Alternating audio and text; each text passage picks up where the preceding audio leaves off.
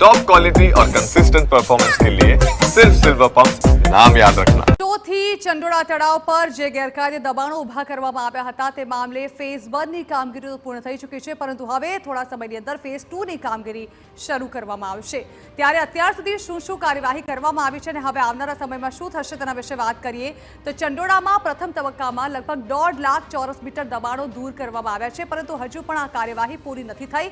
આ કાર્યવાહી આવનારા દિવસોમાં ફરીવાર શરૂ કરવામાં આવશે, કારણ કે હજુ પણ ચંડોળામાં 2.5 લાખ ચોરસ મીટરમાં દબાણો હોવાનો ડ્રોન સર્વેમાં ખુલાસો થયો છે। નોટિસ આપી દેવામાં આવી છે લોકોને, તો હવે આ દબાણો પણ દૂર કરવામાં આવશે। વર્ષ 2017માં ચંડોળામાં લગભગ 8000 ગેરકાયદે બાંધકામો હતા। ઉત્તરોત્તર તેની સંખ્યા વધી રહી હતી અને ત્યારબાદ ચંડોળાના તળાવ પર આખાય ગેરકાયદે દબાણો ઊભા કરી દેવામાં આવ્યા હતા। જો વાત કરવામાં આવે અત્યારની પરિસ્થિતિની તો આજે ચંડોળામાં લગભગ 16000થી પણ વધુ ગેરકાયદે બાંધકામ હોવાનો અંદાજ જોવા મળી રહ્યો છે।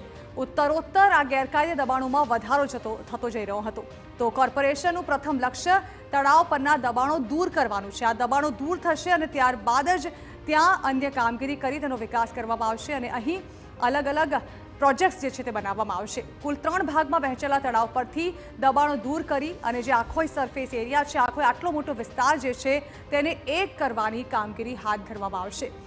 અત્યારની પરિસ્થિતિ પ્રમાણે લગભગ 1.5 લાખ ચોરસ મીટર જેટલા દબાણો દૂર કરાયા છે, પરંતુ હજુ પણ કામગીરી બાકી છે। 1 ડિસેમ્બર 2010માં પહેલાથી રહેતા લોકોને EWSના આવાસ આપવામાં આવશે।